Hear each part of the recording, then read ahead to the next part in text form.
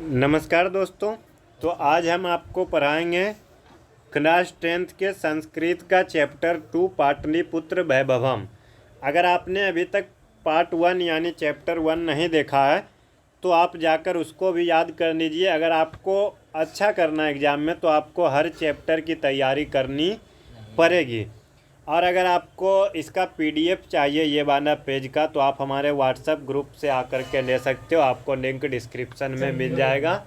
और आप लोग पूरा क्लास 10th का तैयारी करने के लिए चैनल को लाइक शेयर एंड सब्सक्राइब करें।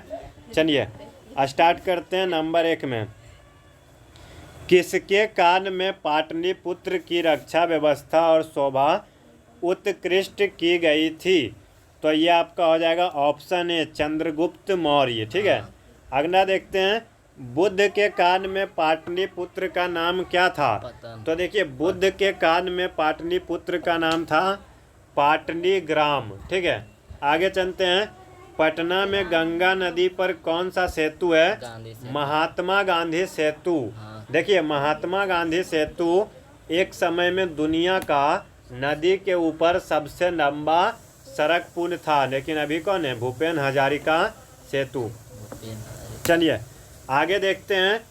गोंडघर कहाँ है? गोंडघर है पटना में। ठीक है, यहाँ पर थोड़ा सा यानी फोटो ब्लर हो रहा है, कोई बात नहीं। आप लोग ध्यान से देखिएगा और ध्यान से सुनिएगा ना तो दिख जाएगा। कुट्टनीम काव्य के रचनाकार कौन है? तो कुट्टनीम काव्य के रचनाकार है दामोदर गुप्त। ठीक है, अगला देखते हैं 6 नंबर में। कस्य महापुरुष जन्म स्थानम पाटलिपुत्र है? यानी किसका जन्म स्थान जो है पाटलिपुत्र यानी पटना है? तो गुरु गोविंद सिंह का। ठीक है, ऑप्शन डी पटना साहिब के नाम से जो अभी जाना जाता है यानी पटना सिटी के नाम से, वहीं पर हुआ था गुरु गोविंद सिंह का जन्म, जो कि सिखों के 10वें गुरु थे। सिखों के 10वें गुरु कौन थे? गुरु गोविंद सिंह। पाटलिपुत्र किस प्रांत की राजधानी थी? बिहार की। दामोदर गुप्त ने किस काव्य की रचना की? तो दामोदर गुप्त ने कुट्टनीमत। देखिए ये सभी प्रश्न एग्जाम में 4 बार पूछा गया है। ठीक है, काव्य मीमांसा के कवि कौन है? तो देखिए काव्य मीमांसा के कवि है राजशेखर। राजा अशोक के समय में इस नगर का वैभव कैसा था? तो इस नगर का वैभव समृद्धम था। ठीक है, यानी समृद्ध था। मेगास्थनीज पटना किसके समय में आया था? तो मेगास्थनीज पटना आया था चंद्रगुप्त मौर्य के समय में। पाटलिपुत्र पटना के नाम से कब प्रसिद्ध हुआ? तो पाटलिपुत्र मध्यकाल में पटना के नाम से प्रसिद्ध हुआ। फिर आगे चलते हैं। देखिए पाटल पुष्पों की पुतलिका रचना के आधार पर पटना का कौन सा नाम है? तो पटना का जो नाम है ये आपका पाटलिपुत्र, पाटन पुष्प के नाम के आधार पर। ठीक है, पटना का इतिहास कितना पुराना है? तो पटना का इतिहास जो है 2000 वर्ष पुराना है। ठीक है, पटना का इतिहास कितना है? 2000 वर्ष पुराना है। अच्छा, यहाँ पर देखिए कुछ बच्चे बोल रहे हैं 2500, तो इसको एक बार आप लोग चेक कर लीजिएगा और कमेंट करके बताइए कि पटना का इतिहास 2000 साल पुराना है या 2500 साल पुराना है। ठीक है, आप लोग एक बार कमेंट करके बताइएगा अगर आपको पता है तो। चलिए, यूनान का राजदूत कौन था? तो यूनान का राजदूत था मेगास्थनीज। कौमुदी महोत्सव किस ऋतु में मनाया जाता है? तो कौमुदी महोत्सव आपका मनाया जाता है शरद ऋतु में। पटना नगर की पालिका देवी कौन सी है? पटन देवी मैया। ठीक है, पटन देवी मैया। ठीक है, आगे चलते हैं। आगे देखते हैं। देखिए कितना नंबर में थे?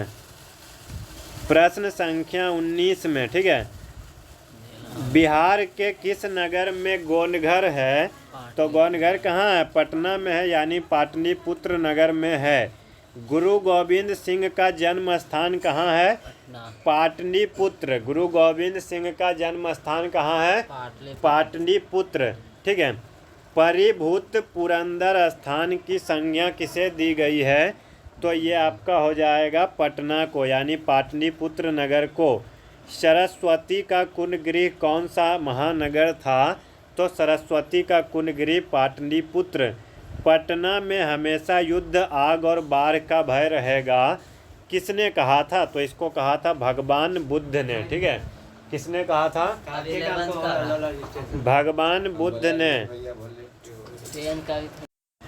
आगे देखते हैं 24 नंबर में, कौमुदी महोत्सव अतीब प्रचलित, यानी कौमुदी महोत्सव कहाँ बहुत अधिक प्रचलित है, मतलब किसके शासनकाल में प्रचलित हुआ था? तो देखिए ये आपका गुप्त के शासनकाल में, यानी चंद्रगुप्त के शासनकाल में। पाटलिपुत्र वैभव में किस शहर का वर्णन है? तो ये आपका हो जाएगा ऑप्शन सी, पटना। काल चक्र के कारण कितने वर्ष तक मध्यकाल में पटना की स्थिति जर्जर रही? तो ये आपका हो जाएगा 1000 वर्ष तक। पटना शब्द किस शब्द से बना है? तो देखिए पटना शब्द पत्तनम से बना है। किससे बना है? पत्तनम। ठीक है, पटना शब्द बना है पत्तनम से। गुरु गोविंद सिंह सिख किस धर्म के गुरु थे? तो ये आपके थे सिख धर्म के 10वें गुरु। आप लोग देखिए ये चैप्टर है इजी, लेकिन आप देखिए जितना भी प्रश्न है ना लगभग एग्जाम में पूछा गया है। ठीक है इजी, लेकिन इसमें देखिए सबसे ज़्यादा इजी हमको इसी चैप्टर का ऑब्जेक्टिव और पढ़ने में भी यही लगता है इस बुक में। ठीक है, पाटलिपुत्र किस नदी के किनारे स्थित है? तो ये आपका गंगा नदी के किनारे स्थित है। राजशेखर का प्रमुख काव्य ग्रंथ कौन सा है? तो राजशेखर का है काव्य मीमांसा। गुरु गोविंद सिंह का जन्म स्थान किस नाम से प्रसिद्ध है? तो ये आपका देखिए कुछ लोग गुरुग्राम मार देगा, ये आपका हरियाणा में है। ये आपका कहाँ है? हरियाणा में है। ठीक है, और गुरुगांव उसी का दूसरा नाम है, तो ये तो आपका होगा नहीं। ठीक है, ये आपका होगा गुरुद्वारा। क्या होगा? गुरुद्वारा। कांडांतर में कौन गांव पाटलिपुत्र कहलाया? तो कांडांतर में जो आपका कहलाया था पाटली। ठीक है, गोविंद सिंह सिख संप्रदाय के 10वें गुरु थे, 10म गुरु आसित। मेगास्थनीज कहाँ का राजदूत था? तो ये आपका यूनान का था, ऑप्शन नंबर ए। ठीक है, आगे देखते हैं प्रश्न संख्या 35 में आपका है, मध्यकाल में पाटलिपुत्र वर्ष सहस्त्र परिमितम, यानी मध्यकाल में पाटलिपुत्र 1000 साल तक जर्जर अवस्था में रहा था। तो इसमें कह रहा है कि मध्यकाल के जगह पर आप लोग प्रश्न निर्माण के लिए कौन सा शब्द चुनोगे? ठीक है, तो देखिए मध्यकाल में, तो इसका हम लोग क्या प्रश्न बनाएंगे? कब। क्या प्रश्न बनाएंगे? कब बनाएंगे। ठीक है, तो कब का होता है कदा। ठीक है, कब का क्या होता है? कदा। तो ये ऑप्शन बी। पाटलिपुत्र में विशेष रूप से कौन सा क्षेत्र रहा है? तो पाटलिपुत्र जो है ये आपका क्या धर्म का भी है, उद्योग का भी है, राजनीति का भी है। तो ये आपका हो जाएगा इनमें से सभी, क्योंकि देखिए पटना जो है ना काफ़ी पुराना शहर है, दिल्ली और मुंबई से भी ज़्यादा पुराना। ठीक है, पटना जो है ये क्या है? चंद्रगुप्त मौर्य के शासनकाल से चला आ रहा है, और दिल्ली तो क्या बाद में ये मुगल के शासनकाल के बाद बना था। हाँ, पहले उसको इंद्रप्रस्थ के नाम से वो बहुत पुराना है, लेकिन ठीक है। फिर आगे चलते हैं, फाहियान भारत किसके शासनकाल में आया था? तो फाहियान जो है ये भारत आया था गुप्त के शासनकाल में, ऑप्शन नंबर ए। ठीक है,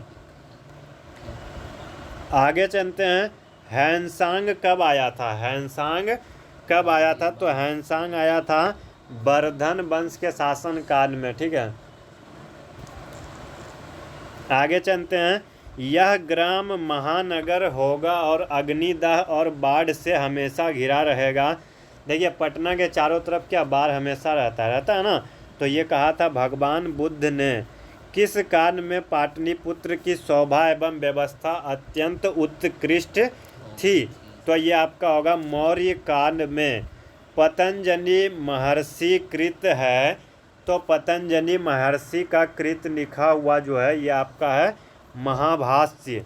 नगर का समुद्धार कब हुआ, यानी नगर का उद्धार कब हुआ? तो नगर का उद्धार हुआ मुगल काल में समुद्धार, ठीक है, ये ऑप्शन में यही बताया है, लेकिन हमको इसमें थोड़ा सा कन्फ्यूजन है। अगर आपको तो कमेंट में बताइए, ठीक है। बुक में यही बताया गया है मुगल काल में। व्याकरण की रचना किसने की? तो व्याकरण की रचना की, देखिए यहाँ पर संस्कृत व्याकरण का बात हो रहा है ना, तो पाणिनि ने, ठीक है। पाटलिपुत्र में स्थित है, तो देखिए महावीर मंदिर पटना जंक्शन के पास है, तारामंडल भी है, जैविक उद्यानन मौर्यकाल से ये भी आपका है, तो ये आपका हो जाएगा इनमें से सभी। कौमुदी महोत्सव आज के किस पूजा के समान होता था? तो ये आपका हो जाएगा दुर्गा पूजा। इंडिका किसकी पुस्तक है? इंडिका मेगास्थनीज, ठीक है, इंडिका किसकी है? मेगास्थनीज। मुद्रा राक्षस ग्रंथ में किस शहर की प्राचीनता का संकेत है? सी नंबर पाटलिपुत्र, ठीक है। विद्वानों ने पृथ्वी का तिलक किसे कहा है? पाटलिपुत्र को, ठीक है। इंद्रलोक एवं स्वर्ग से भी सुंदर की उपमा किसको दी गई है? पाटलिपुत्र को। तो देखिए इसी प्रकार से आपका हमने संस्कृत का दूसरा पाठ भी समाप्त कर दिया। अब आगे मिलेंगे नेक्स्ट दूसरा ऑब्जेक्टिव के साथ। आज के लिए बस इतना ही। धन्यवाद। जय हिंद।